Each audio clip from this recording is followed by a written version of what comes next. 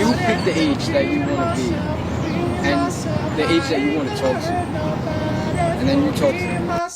Being myself, got a swing in my hips, love in my heart, but all the nosy people want to tear me apart. I ain't trying to fuck it more often, because I thought for a long time I couldn't do it, but the fact that you exist, I think, is something that is very beautiful.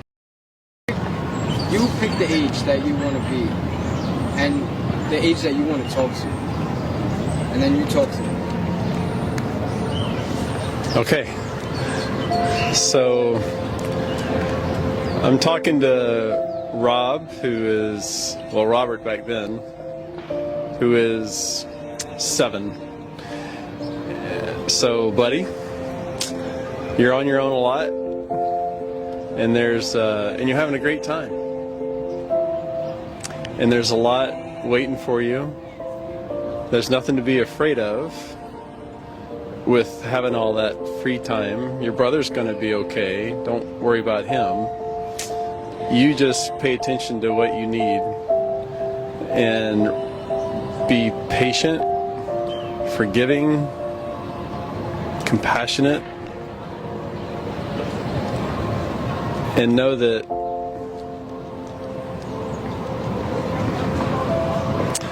everything is going to be okay. How about a big hug? Give him a hug. Now he's looking at you right now. What would he say to you? How'd you know all that? Where'd you come from? And why are you so tall? And why in the world? You must be 100 years old.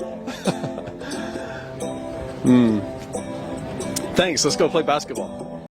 to just say fuck it more often, because I have always had a hard time overthinking things and just like being way too anxious about something, and I feel like no one actually cares in the end, so just say fuck it more often. Yeah, that's really my answer. Is there a specific time that you wish you would have said fuck it? There have been times where I've like wanted to be friends with someone and I just was like thinking way too into it, thinking like they don't like me enough to be friends with me, I shouldn't reach out to them, that kind of thing. There's things like that I just feel like I should have just been like, fuck it, let me just text them and see if they want to hang out, kind of thing. Things like that, or even things like career opportunities, like why not just go for it, kind of thing. Do you think that happens a lot with people, that they don't reach out to others because they think that they don't want to? Yeah, I think a lot. Like, I think a lot of the times you meet someone at like a party or something, and then you, like, I feel like a lot of times at parties people are much more open to like being like, oh my gosh, we need to hang out more, that kind of thing. But then the next day you kind of realize, like, you think more into it and you think like, no, they were just saying that because we were like in that environment. But in reality, I think people actually do mean that when they say that at a party, kind of thing. I mean, most of the time, I think. Just like someone's always within like, 50 feet of you, kind of thing. But like, also, if you move here and don't know anyone, like you're really, I feel like it can feel isolating at times. Yeah. But yeah, I mean, but I love New York, but I think that, yeah, I definitely understand that term. Is there a time that you were happy that you said fuck it? Yeah, definitely. Freshman year of college, my roommate, like I kind of like set up that situation for myself, kind of thing, and I just said like, fuck it, let me just message this girl, and now she's like one of my closest friends to this day, kind of thing. And if I hadn't done that, like, I would not have her and so many other my friends, kind of thing. Yeah. Definitely. You heard that? Fuck it. If you were looking at your younger self right now, what would you tell your younger self? In 2020, around January, I think, there's gonna be a pandemic. So I'm gonna need you to start convincing your parents to actually give you a sizable chunk of money, and you need to start investing it right now in any company that makes vaccines. Okay? This is gonna sound grim, but this world is not built for you in any capacity whatsoever.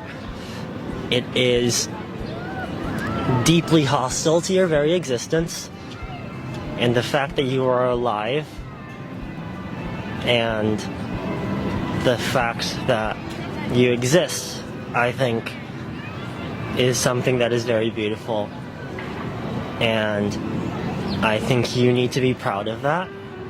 And I think you need to give yourself more credit for that. So the thing that I always come back to is the historical prevalence of left-handed people, where if you look up the chart of how many left-handed people there are at any given time, if you start from like the 1900s to the present, it's like this, where it was extraordinarily low. And the reason why it was so low was because if you were a left-handed child, the teachers would take like the rulers, and smack the shit out of you until you learned how to write the proper way. But left-handed people exist, and people who are different than other people exist, and they're gonna be there. And a lot of the times they don't know it, or they've had it oppressed out of them. And if you ever have an inkling of something within yourself being like, I feel different than other people, I think you owe it to yourself to explore that, because it might be something that has been literally or metaphorically beaten out of you. But I don't think that knowing more about yourself is something that you can ever regret. What's your name? Josiah. Josiah. Your younger self is in front of you right now. What are you telling younger Josiah? Stay in school and say no to drugs. And find your talent that God gave you and develop it and get rich off of it. What do you think that talent is for you? Playing music. Can I hear some? I said, chill, don't do that. What? Don't dance. Oh, I was gonna hype you I up. said chill. Wait till I get on, cause I'ma be wrong. I'ma be outside all night till the morn. I don't even write this, I just recite this. After this verse, they gon' say the boy nicest. I get it in, they light up in the chin. And when you take their background and spitting in the wind, I ain't kidding about the game when I'm playing it so hot. Cause your boy Bugatti, I flow off the top. Better believe I'ma get signed for 1.5. Either Rock Nation or that motherfucking job. And I don't even cursing, one person, one take, one version. I'm for certain after this verse curtains, cause I done killed it. Swear to God, man, you gotta feel this. If you could pick one question that I would ask you, what question would you want me to ask you? How do you obtain peace? How? Finding God. How do you find God? Reading the Word, the Bible, which means basic instructions before leaving earth, and God will instill it in you and show you your path you have to follow. How do you find peace with the world around you? It took me a long time, but I'm finally starting to obtain peace. I'm 40 years old, but it's a long journey because you can't get it due to society, how people treat you, and the natural feelings that God put inside of you. You feel some type of way every day, different ways, so you just have to find it within yourself, it's within you, because God put Himself within you. How did you find God within you? From being on the street at 16, I had to learn, I had to find something that would sustain me through the day. So I started reading the Bible and tried to follow God's commandments and would pray for everything and would just pray morning and night and throughout the day and studying the Word and fellowshipping with people that gave me more knowledge and insight to different things in the Bible. And I learned, and things is slowly but surely getting better for me in my life. How did you end up on the street when you were 16? My family disowned me. My family betrayed me. They put me out at 16, and my mom signed me over to the state, and I was in group homes and foster care in the street. Not foster care, group homes in jail and in the streets my whole life. while my family is doing so good and they don't even think about me, come looking. It be years before I see them, but it's alright because I got God in my life. They will have to deal with God. My mother will have to deal with God at the end of the day, not me, because I forgive her because she's my mom. You better make me cry. Yeah, it's alright, bro. So, how do you keep that smile on your face, man? You came over here excited and happy. You made my day. No, you know what it is? If I can make somebody smile or make them feel good by giving them an inspirational speech or motivational speech or just telling them something that'll make them smile, I feel better within myself. You know what I'm saying? That's what I'm here for, to cheer people up, to be fixers of men, to get them closer to believing that there is something great out there besides themselves or their money. How do you think people view you? Only because society says who I am. People view me on that and judge me before they get to know the real me. Because if they would get to know the real me, they would love me. But through society and things that happened in the past with different cultures and different people, I'm no good in their eyes. Either dressed up or not, either working or not, either begging or not, it's still the same thing. You know what I'm saying? And some people get it more prevalent than others only because of, I don't know. How do you want people to look at you? As an upstanding, outgoing, funny, charismatic, peaceful, still a warrior mentality only because of what I've been through in the race of my people. But I just want them to view me overall as a good person. What would you pray for? Unity. Say that again, for the people in the back. Unity for everybody. Power to all people, not just the people. No drugs. I do drugs. Yeah. I do weed and K2. Yeah. All right. But you can't judge a person. I can't judge you off of a person No, doing I drugs. just don't. Because everybody has a past and everybody has a future. Some of the greatest people used to smoke crack. Some of them used to drink. Some of them still drink. They're alcoholics. It's not about that. You could do the drugs. I just don't want you to die off my money. I feel you. It would be. You know what I mean? That would be on. Yeah, I feel you. I keeping thought me about up that at before. night, you know? I thought about that before, bro. I ain't gonna lie. Yeah. Bye, yeah. I appreciate your words. No, no, bro. Use this film any way you want to, bro.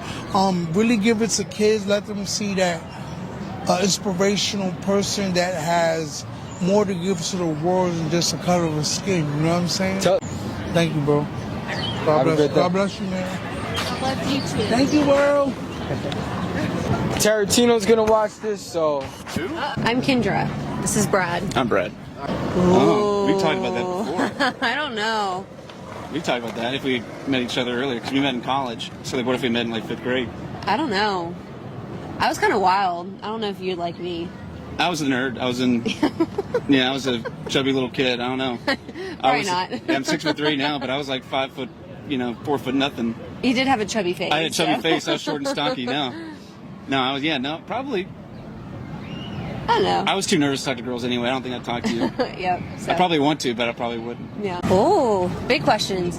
I think the biggest thing I would say to her is that as crazy as your dreams may be, like, you're going to achieve them one day. So I've always wanted to be a veterinarian, and I've had a bunch of people tell me that, that's impossible. There's only so many people that can do that. You have to be really smart, all these things. And I thought for a long time I couldn't do it, but then I did get into vet school and I've graduated and I just accomplished my first year of veterinary medicine. So you can achieve your dreams, as crazy as they might be. You just have to believe in yourself. So, little Brad. It's true. You'll be fine. Like, there's nothing. Your future's going to be great. You're going to meet a good girl. You're going to have a career. It's not be the one you want in the beginning, but you'll figure it out. And you'll be happy. That's pretty much it. Yeah. Not much worried about. So Jack, pick how old's Jack? So if I were to choose an age, I'd say maybe 14, I don't know, like, if I'm being completely honest, to my younger self, there are things that we, have improved on. We still haven't gotten it, totally figured out, especially when it comes to, careers, life, what you want. But that's okay, it's not gonna be easy the next coming years, but you pick up and you learn certain things. You improve on those things, such as your bad habits. We've gotten better at that, especially when it comes to like responsibility. I mean, it's still a struggle, but you learn to move at your own pace. Don't rush into anything, and hopefully it gets better as the years come along. And I mean, where I'm at right now is not specifically where I want to be. I'm making the most of what I can, of what I got. I will say, at the very least, I have a lot of supportive friends and family, so that's always a plus. That's always something that you want. And you get better at communicating with people, and and you become better at like seeking those things out. As you're older, become a lot more free, a lot more let's say basically a lot more free to choose what you want, what opportunities you're going to take, and what to look for. So I mean, being completely honest, it's not all good, but it's we're doing our best. So I feel like that's all I could say to my younger self. What is he saying back? He'd probably say back, he probably wouldn't be too happy about it. Like this, like you wouldn't want where I'm at right now to be where I am, but you got to be honest with yourself. Sometimes things don't work out, and I think the most important lesson is that's completely fine. Even if it doesn't work out when you want it to, you just got to keep going.